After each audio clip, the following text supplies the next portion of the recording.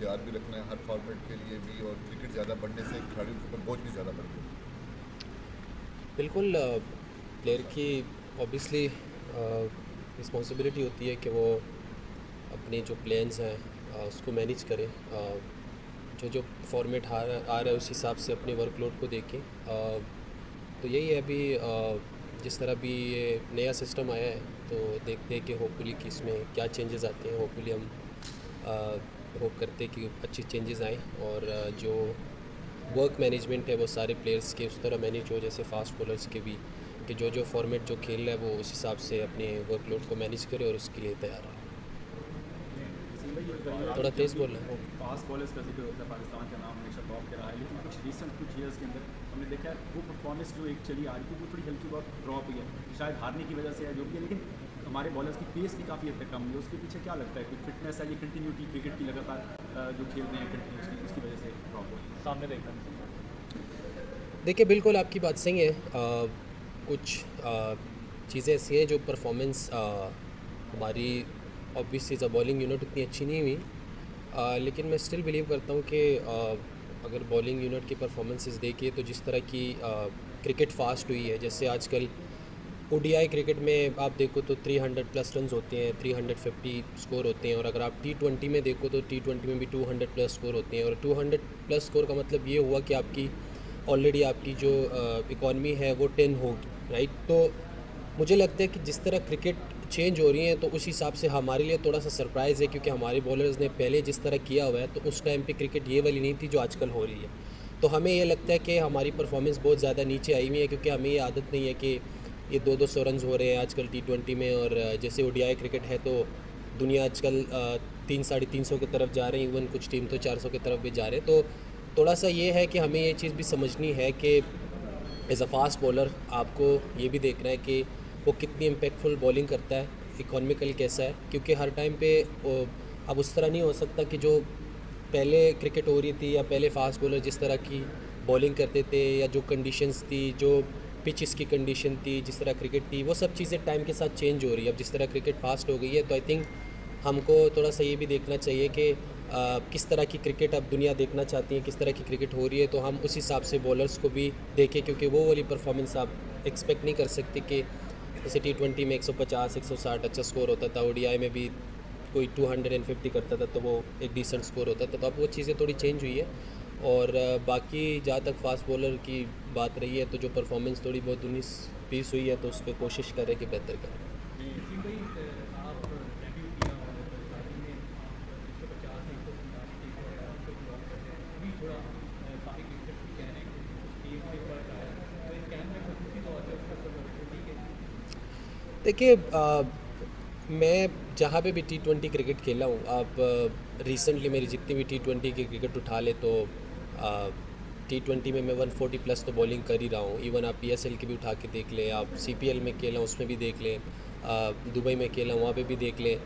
ODI में मैं समझता हूँ कि अगर आप 135 138 140 टच करते हैं और आप डिसिप्लिन बॉलिंग करते हैं तो आई थिंक ये भी ज़्यादा इंपॉर्टेंट है। कुछ चीज़ें आपकी कुछ आपके लाइफ में ऐसा आता है कि कभी कभी आपको लगता है कि थोड़ा सा पेस नीचे आया हुआ है, उस पर आपको जब टाइम मिलता है तो उस पर आप काम करते हो, दोबारा उस पेस को वहाँ लेके जाते हो। लेकिन मेरे लिए ये इंपॉर्टेंट है कि पेस बिल्कुल ज़रूरी है, लेकिन उसके साथ अगर आपकी लाइन लेंथ बेहतर नहीं है तो आपको आजकल देखो जितने भी मैटर करता है, लेकिन उसके साथ आपकी लाइन लेंथ भी मैटर करती है। और फॉर्मेट भी आप देखते हो कि कौन सा फॉर्मेट है, ओडीआई है, टी20 है, तो उस हिसाब से आप अपने वर्कलोड को देखते हो। और जब आप ज़्यादा क्रिकेट खेलते हो तो एक टाइम ऐसा आता है कि आपको भी लगता है कि मुझे थोड़ा सा ऐसा ऑफ टाइम मिले जिसमें मैं अपनी फ़िज़िकल फ़िटनेस पे काम करूँ। जैसे अभी मुझे काफ़ी टाइम बाद मुझे ऐसा टाइम मिला कि जिसमें मैंने 2 मंथ्स अपने फ़िज़िकल फ़िटनेस पे और जो भी स्किल सेट है उस पर काम किया। तो आई थिंक होपफुली जो थोड़े बहुत चीज़ें वो बेहतर हो जाए। अच्छा नसीम, सबसे पहले थोड़ी सी फिटनेस के हवाले से भी मज़ीद बता दें कि कहाँ तक बेहतरी आई है और अब जो आगे टूर्नामेंट्स आ रहे हैं उसके लिए प्रॉपर फिट हैं। दूसरा,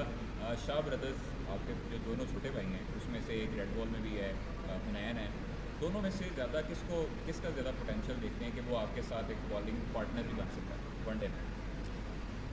पहले तो मेरे फिटनेस जैसे मैंने बात की कि अल्हम्दुलिल्लाह अभी मुझे क्रिकेट में फ़ास्ट बॉलर की जो इंजरी के हवाले से है कि उसमें आप ये देखते हो कि इंजरी हुई कैसे हैं। सडन जो इंजरी होती है उसको आप फ़िटनेस से कभी नहीं रुक सकते, उसके लिए आप जितनी मर्ज़ी फ़िट रहो। जैसे शान मसूद है हमारे, माशाल्लाह इस वक्त one of the fit cricketer है पाकिस्तान क्रिकेट टीम में, लेकिन उस दिन उसको बॉल लगी और उसकी फिंगर जो फ्रैक्चर हुआ है, तो आप ये नहीं कह सकते कि वो फ़िट नहीं है। तो कुछ इंजरीज़ ऐसे होती है, जितनी भी मेरे साथ लाइफ में इंजरीज़ हुई हैं, जैसे आप डाइव मार के भी आपको शोल्डर को कुछ हो जाता है या और चीज़ें हो जाती है, वो लोग उसको उस इंजरी से कंपेयर करते हैं कि यार ये फ़िट नहीं है या उसकी फ़िटनेस वो लेवल नहीं है।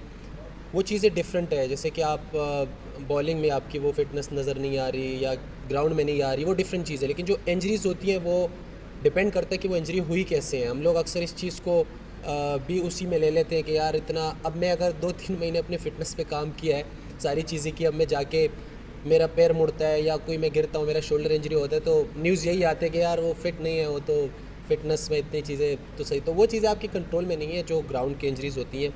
और उसके अलावा जैसे आपने हुनैन और उबैद की बात की, तो दोनों के साथ मैं घर से क्रिकेट स्टार्ट की और मेहनत कर रहे हैं, लगे हुए हैं। होपफुली जब भी मौका मिले मेरे लिए प्राउड मोमेंट होगा कि दोनों के साथ, और जिस तरह उबैद अभी पाकिस्तान से खेल रहे हैं, तो ऑब्वियसली प्राउड मोमेंट है मेरे लिए कि वो पाकिस्तान से खेल रहे हैं। पाकिस्तान को रिप्रेजेंट करना एक ऑनर की बात है, और मैं समझता हूँ कि आगे वो अगर मेरे साथ खेलेगा तो मेरे लिए बहुत प्राउड मोमेंट है। आपका एक डायलॉग है कमाल है, तो ये बड़ा फेमस हुआ, तो उसके बाद जो आपकी परफॉर्मेंस है और जो फिटनेस है, क्या वो कमाल है ट्रैक के ऊपर आगे है या कितना टाइम? अच्छा सवाल है। कमाल के लिए बिल्कुल कमाल की चीज़ें करनी पड़ती हैं, और मैं इस चीज़ को मानता हूँ कि जो मेरी परफॉर्मेंसेस थी वो उस तरह नहीं रही। कुछ इंजरीज़ के बाद भी चीज़ें ऐसे होती है कि उस तरह की लाइक इंजरी के बाद मुझे इतना टाइम मिला भी नहीं था उसके बाद कि मैं दोबारा से अपनी ऑफ टाइम में अपनी फ़िटनेस और चीज़ों पे काम करूं। ऑब्वियसली जब आपकी परफॉर्मेंस डाउन होती है तो आपकी हर चीज़ डाउन ही लगती है, आप जो मर्ज़ी कर लो वैसे ही आप कमाल लगते नहीं हो।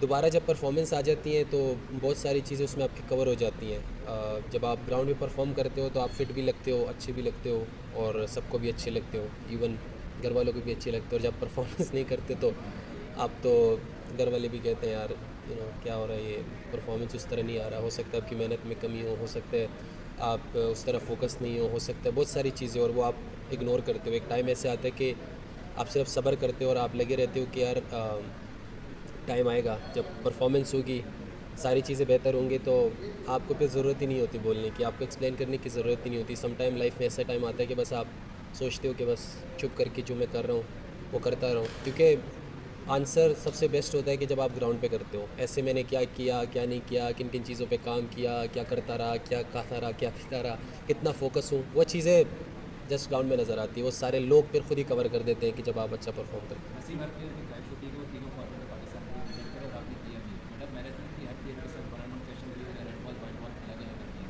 मैनेजमेंट ने आपको किस फॉर्मेट तक मैनेज किया है कि आप वनडे और T20 खेलेंगे, सिर्फ T20 खेलेंगे, फिर सेंट्रल कॉन्ट्रैक्ट की रोटी इसी तरह की कैटेगरीज के हिसाब से मिल जाएगी? देखिए, अभी मुझे नहीं लगता कि हमारे पास इस तरह का कोई ऑप्शन है कि हमने क्या चूज़ करना है। हमें इस वक्त अगर मैं इस एज में कहूँ कि मैं ये फॉर्मेट खेलूँगा या वो फॉर्मेट खेलूँगा तो वो गलत बात हो जाएगी। मैं तो इस वक्त जो भी क्रिकेट मिले, फर्स्ट क्लास हो, ODI क्रिकेट हो, T20 क्रिकेट हो, जो भी हो, तो इस वक्त हम सिर्फ खेलते हैं। बाकी जो मैनेजमेंट है उनको वही बेहतर जान सकते हैं कि कौन से फॉर्मेट में हम उस वक्त करंट वक्त पे हम फ़िट हो सकते हैं, तो वो उनका डिसीजन है, उसमें हम कुछ कर नहीं सकते। लेकिन हमें जहाँ पे भी अपॉर्चुनिटी मिलती है तो हम अपनी बेस्ट परफॉर्म करने की कोशिश करते हैं। Thank you.